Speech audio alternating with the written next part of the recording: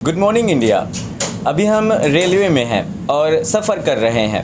इस सफ़र के दौरान हमें बहुत कुछ सीखने को मिला है और हम आपको बताना भी चाहेंगे। और ख़ासकर ये जो मैसेज है वो रेलवे मिनिस्टर अश्विनी वैष्णव जी के लिए हम ये खासकर वीडियो बना रहे हैं। उनको भी ध्यान देने की बहुत ज़रूरत है और लोगों को भी ध्यान देने की बहुत ज़रूरत है, खासकर यात्रियों को, हम जैसे यात्रियों को। तो मैं आपको कुछ नज़ारा दिखाना चाहूँगा। चलिए हम थोड़ा सा नज़ारा दिखा देते हैं, उसके बाद में बात करते हैं, क्योंकि नज़ारा जल्दी से दिखाने वाला हूँ, क्योंकि हो सकता है इसे हमको उल्टी भी आ जाए। थोड़ा सा जल्दी आइएगा। आप भी देखिएगा फटाक से नज़ारा। आप देख सकते हैं, मैं क्या ही बताऊँ। ये जो नज़ारा है बड़ा ख़तरनाक है। क्या हम लोग ये नज़ारा देख करके आप क्या सोचते हैं? रेलवे मिनिस्टर क्या सोचती है? क्या रेलवे मिनिस्टर अश्विनी वैष्णव जी इसमें बैठ सकते हैं? बैठ क्या सकते हैं? देख भी नहीं सकते हैं। चलिए, ये तो एक पहला बाथरूम हो गया। हम दूसरे इस बोगी का दिखाते हैं। देखिए, इसमें आप क्या कर सकते हैं? इसमें हम बिल्कुल भी नहीं देख सकते हैं और समझ में नहीं आ रहा है कि इसमें लोग क्या करेगा। देखिए, फटाक से हम लोग 1 मिनट के अंदर में आपको 2 बाथरूम का सच्चाई दिखाए। अब अश्विनी वैष्णव जी, आप हमको ये बताइए, आप रेलवे मिनिस्टर हैं, ठीक है, बड़ी अच्छी बात है। अब ऐसे गंदगी में हम लोग क्या उस पर जाके बैठ सकते हैं? क्या हम लोग खेत में जाके बैठ सकते हैं? अगर इसी दौरान किसी इंसान को इमरजेंसी हो, कुछ ज़्यादा सिचुएशन ख़राब हो, एक बोगी में करीबन 80 व्यक्ति रह रहे हैं और 4 उनको बाथरूम दिया जाता है, 2 उधर 2 इधर। अब बताइए, अब उन लोग का क्या हालत होगा? बहुत लोगों का प्रॉब्लम था कि वो सुबह से नहीं गए हैं, ट्रेन रुक भी नहीं रही कि हाँ पानी का बोतल भरे और खेत में उतर जाए। खेत में भी जाना मना है। तो ये करीबन बहुत बड़ी बात है। हम आपको बताना चाहेंगे कि अब देखिए, एक कंपार्टमेंट से दूसरे कंपार्टमेंट पे तो हम लोग जा नहीं सकते, क्योंकि वो लोग का होता है। और इसी दौरान हम ये मैसेज देना चाहते हैं, यार लोग की मंद बुद्धि है कि क्या है, वो लोग आते हैं और बाथरूम ऐसे ही करके छोड़ के चले जाते, फ्लश भी नहीं करते हैं। इसमें खासकर बड़े बड़े अक्षरों में दिया रहता है कि आप लोग इस फ्लश को दबाए, पानी को पटाए। तो इस तरीके का जो बायो टॉयलेट यहाँ पे लगाया गया रहता है और उसमें दिया भी गया रहता है। अब हम लोग बताइए कहाँ जाए तो जाए कहाँ?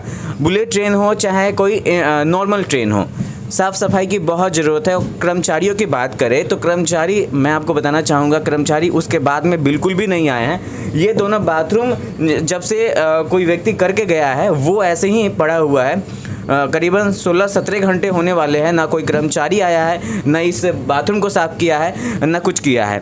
ज़रा देख सकते हैं कि कंपार्टमेंट किस तरीके से भरा पड़ा है। ये कचरा है। बुलेट ट्रेन की बात करते हैं, साफ़ सफाई की बात करते हैं, साफ़ सफाई नहीं दिख रहा है। हम आपसे कुछ पूछ सकते हैं?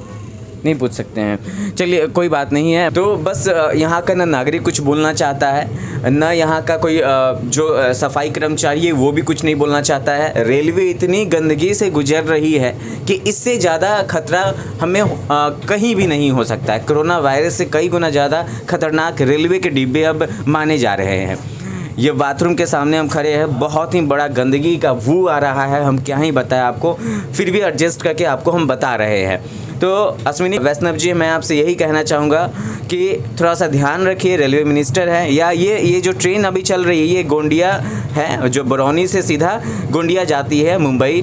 तो ये गोंडिया का तो हाल ऐसा ही है, ट्रेन लेट चल रहा है और ट्रेन 6 घंटे से ज़्यादा लेट चल रहा है। ना सफाई की ध्यान है इसमें, ना कर्मचारी का इसमें कुछ पता है, ना टीटी आई है चेक करने के लिए। यानी कि अगर हम लोग सफ़र कर रहे हैं तो ना टीटी का अता पता है। जब से हम लोग खड़े हैं, तब जब से हम लोग इस ट्रेन में चढ़े हैं, ना कोई टीटी आया है, ना कोई सफाई कर्मचारी आया है और ना ही ऐसा कोई पुलिसकर्मी आया है जो देख रेख के लिए घूमे।